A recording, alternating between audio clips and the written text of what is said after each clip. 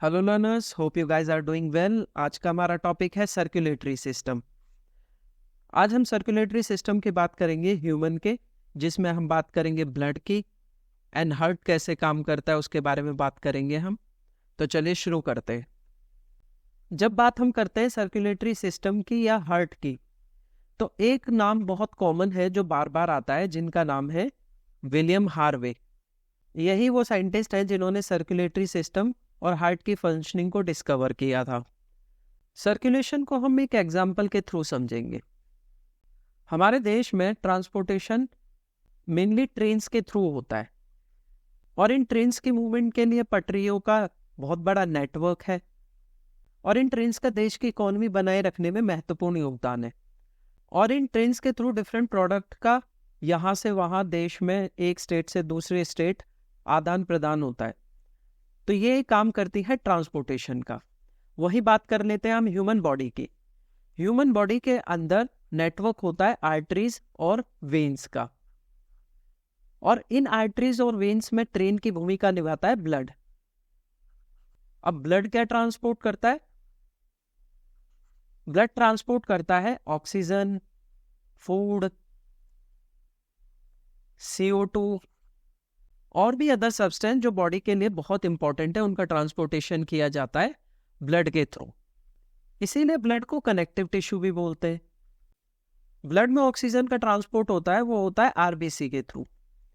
यहाँ आप देख सकते हैं ये जो रेड कॉर्प्यूल्स है, इन्हें बोलते हैं रेड ब्लड कॉर्प्यूल्स।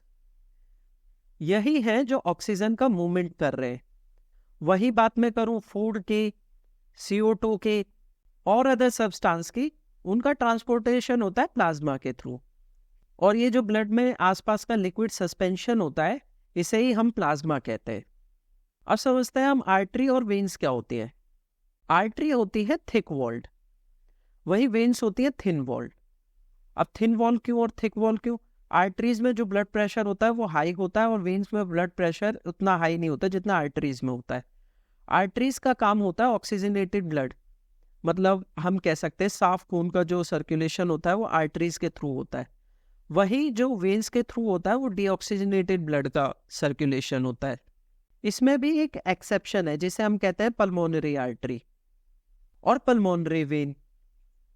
अब पल्मोनरी आर्टरी का काम होता है डीऑक्सीजनेटेड ब्लड, मतलब जो जिस खून में कार्बन डाइऑक्साइड होता है उसका ट्रांसपोर्टेशन करना। वही पल्मोनरी वेन का काम होता है ऑक्सीजनेटेड ब्लड का ट्रांसपोर्टेशन करना।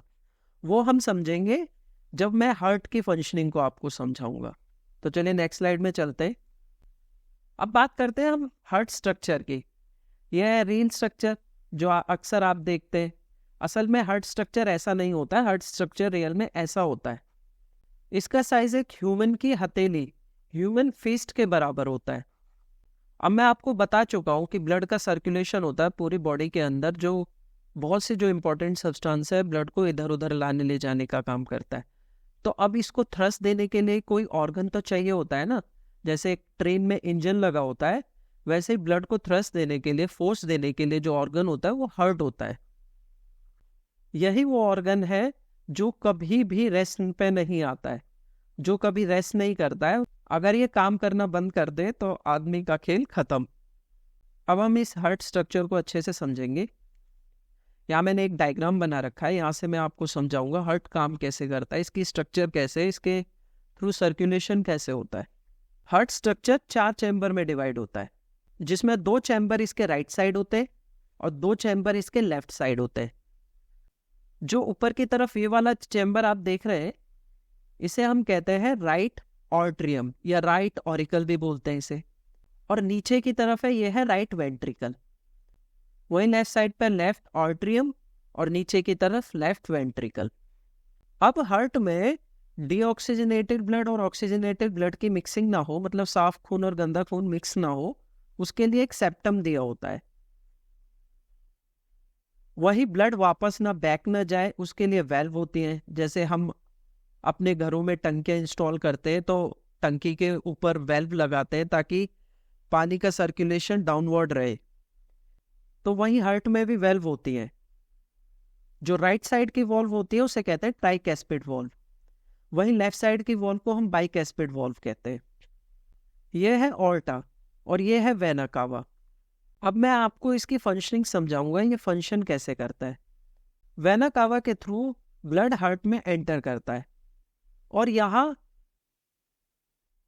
राइट ऑर्ट्रियम में आता है। जब ये राइट ऑर्ट्रियम में आता है तो आपने देखा होगा थैली या बलून में जब हम कोई चीज भरते हैं तो फैल जाती है, तो राइट ऑर्ट्रियम क्या होता है, फैल जाता है। इसे ही हम कहते हैं रिलैक्स कर जाना या डायलेट कर जाना। अब यहां से जो डीऑक्सीजनेटेड ब्लड है वो राइट वेंट्रिकल में आता है। अब जब राइट वेंट्रिकल में आने के लिए राइट ऑर्ट्रियम जो है ऊपर वाला हिस्सा वो कॉन्ट्रैक्ट करेगा। आपने देखा होगा जब आप गुब्बारे में से पानी निकालते हैं तो उसको दबाते हैं ताकि पानी उसमें से निकले, वैसे ही राइट ऑर्ट्रियम कॉन्ट्रैक्ट करता है तो जितना भी ब्लड है वो राइट वेंट्रिकल में आता है। ऐसे ही राइट वेंट्रिकल से होता हुआ ब्लड पल्मोनरी आर्टरी से होता हुआ लंग्स तक जाता है। यहां भी सेम कंडीशन होती है, जो राइट वेंट्रिकल है वो कॉन्ट्रैक्ट होता है जिसकी वजह से ब्लड आर्टरी से पल्मोनरी आर्टरी से होता हुआ लंग्स तक जाता है। लंग्स से कार्बन डाइऑक्साइड बाहर निकाल दी जाती है और ऑक्सीजन को ले लिया जाता है। अब यहाँ ऑक्सीजन जो है वो ब्लड में ऐड कर दिया जाता है। अब जो ऑक्सीजनेटेड ब्लड है पल्मोनरी वेन के थ्रू लेफ्ट आर्ट्रियम में आता है। अब लेफ्ट आर्ट्रियम में आता है, ये फिर से डायलेट हो जाता है। अब ये कॉन्ट्रैक्ट करेगा तो बाइकस्पिड वाल्व के थ्रू होता हुआ लेफ्ट वेंट्रिकल में ब्लड आता है और लेफ्ट वेंट्रिकल डायलेट कर जाता है। अब यहाँ से जितना भी ऑक्सीजनेटेड ब्लड है वो ऑर्टा के थ्रू पूरी बॉडी में भेज दिया जाता है।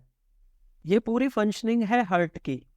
ये जो सर्कुलेशन है ये 2 चरणों में हो रहा है, इसीलिए हम इसे कहते हैं डबल सर्कुलेशन ऑफ ब्लड। क्योंकि डीऑक्सीजनेटेड ब्लड आ रहा है, लंग्स तक लेके जाया जा रहा है, फिर वहां से ऑक्सीजनेटेड ब्लड वापस से हार्ट में आ रहा है और वहां से फिर पूरी बॉडी में भेजा जा रहा है। इसे ही हम कहते हैं डबल सर्कुलेशन। जब मैंने आपको एनिमल किंगडम पढ़ाया था तो मैंने आपको बताया था बर्ड्स होते हैं और मैमल्स होते हैं, उनके अंदर 4 चेम्बर हार्ट होता है। वही मैंने रेप्टाइल्स की बात की थी, वही मैंने फिश की बात की थी। रेप्टाइल्स के अंदर मैंने बताया था 3 चेम्बर हार्ट होता है, फिश के अंदर 2 चेम्बर्ड हार्ट होता है। तो इन चेम्बर का फर्क क्या होता है? जो बर्ड एंड मैमल्स होते हैं मैंने आपको बताया था ये अपना टेम्परेचर जो है वो मेंटेन कर सकते हैं, और अपना बॉडी का टेम्परेचर मेंटेन करने के लिए एनर्जी ज़्यादा चाहिए। एनर्जी ज़्यादा चाहिए मतलब कि ऑक्सीजन की सप्लाई बहुत ज़्यादा चाहिए। इसीलिए ह्यूमन बॉडी या बर्ड के हार्ट में 4 चेम्बर होते हैं। अब ये जो सेप्टम होता है ऑक्सीजनेटेड ब्लड और डीऑक्सीजनेटेड ब्लड को अलग अलग रखता है, जिससे ऑक्सीजन की सप्लाई ब्लड के अंदर भरपूर हो सके। वही बात करूं मैं रेप्टाइल्स की, रेप्टाइल्स के ब्लड में मिक्सिंग हो जाती है, ये सेप्टम नहीं होता है। इनका हार्ट 3 चेम्बर्ड होता है, तो इनमें किसी हद तक मिक्सिंग जो है वो टॉलरेट हो जाती है, क्योंकि इनको अपने टेम्परेचर को मेंटेन करने के लिए एनर्जी की उतनी ज़रूरत नहीं पड़ती है। सेम चीज़ फिश में भी है। अब फिश में जो मूवमेंट होता है वो डीऑक्सीजनेटेड ब्लड उसके हार्ट तक आता है और वहाँ से गिल्स तक जाता है। अब गिल से जो ऑक्सीजन लेता है वो फिर डायरेक्ट पूरी बॉडी को ट्रांसफर कर दिया जाता है वो ब्लड, मतलब कि वापस से हार्ट में ब्लड का सर्कुलेशन नहीं होता है। इसे हम कह सकते हैं वन वे ब्लड सर्कुलेशन या सिंगल सर्कुलेशन ऑफ ब्लड। वही मैमल्स और रेप्टाइल्स में जो होता है वो डबल सर्कुलेशन ऑफ ब्लड होता है। अब एक और चीज की बात करते हैं हम। यहाँ मैंने आपको ऊपर की साइड ऑरिकल्स बताए थे, नीचे की तरफ वेंट्रिकल्स बताए थे। ऑरिकल की जो वॉल होती है वो थिन होती है, वही जो वेंट्रिकल होती है उनकी वॉल होती है थिक। अब इसकी वॉल थिक होने का कारण क्या है? वेंट्रिकल्स को पूरी बॉडी को ब्लड पहुंचाना है तो इसे स्ट्रांग होना चाहिए, तो स्ट्रांग होने के लिए जो इसकी वॉल होती है वो थिक होती है। वहीं ऑरिकल को सिर्फ लंग्स तक ब्लड पहुंचाना होता है, इसलिए इसकी वॉल थिन होती है। अब जब हम वॉल्स की बात कर रहे हैं तो हम ब्लड प्रेशर की भी बात करते हैं। आपको पता है, आपने देखा होगा जब किसी पाइप में पानी बहता है तो वो प्रेशर लगाता है पाइप के वॉल्स पर। उसी तरह से ब्लड जब आर्टरीज में बहता है तो वो आर्टरीज की वॉल्स पर प्रेशर लगाता है। इसी को हम कहते हैं ब्लड प्रेशर। अब नेक्स्ट स्लाइड में हम ब्लड प्रेशर को समझते हैं। आर्टरीज में ब्लड के प्रेशर की दो कंडीशन होती है, जिसे हम कहते हैं सिस्टोलिक एंड डायस्टोलिक। जब हार्ट कॉन्ट्रैक्ट करता है तो आर्टरीज में ब्लड का प्रेशर बढ़ जाता है, वहीं जब हार्ट रिलैक्स करता है तो आर्टरीज में वेन्स का प्रेशर थोड़ा कम रहता है। डायस्टोलिक, डाय से ही हम समझ सकते हैं कि डायलेट कर जाता है, इस तरीके से हम याद कर सकते हैं। डायलेट मतलब फैल जाता है, थोड़ा रिलैक्स कर जाता है।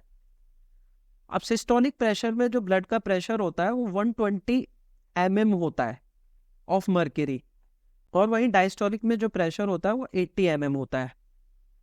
यहाँ हम इस तरीके से समझ सकते हैं, जब हार्ट में कॉन्ट्रैक्शन होगा तो आर्टरीज में ब्लड प्रेशर बढ़ेगा, ब्लड प्रेशर बढ़ेगा मतलब ज़्यादा प्रेशर होगा, मतलब 120। वहीं जब हार्ट रिलैक्स करेगा तो ब्लड प्रेशर थोड़ा सा रिलैक्स होगा, मतलब ब्लड प्रेशर 80 mm। अब इस ब्लड के प्रेशर को किसी मशीन द्वारा नापा जाता होगा। ये तो एक आइडियल कंडीशन हो गई कि इतना ब्लड प्रेशर होना चाहिए, लेकिन ब्लड प्रेशर क्या होता है, बढ़ता है और घटता है। बढ़ता है तो उसे हम हाइपरटेंशन कहते हैं। हाइपरटेंशन में क्या होता है कि ब्लड प्रेशर बढ़ेगा तो ब्लड जो आर्टरीज हैं इनमें इंटरनल ब्लीडिंग और भी कॉम्प्लिकेशन देखने को मिल सकती हैं।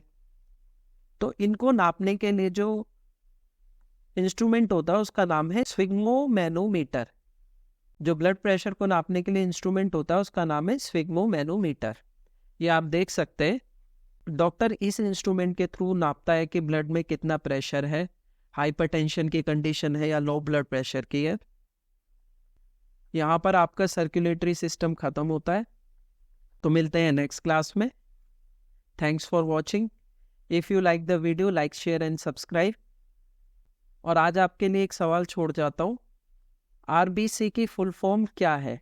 आप इसको कमेंट में लिखें, और अगर कोई डाउट है तो उसे कमेंट में ज़रूर लिखें। Till then keep learning. Thank you.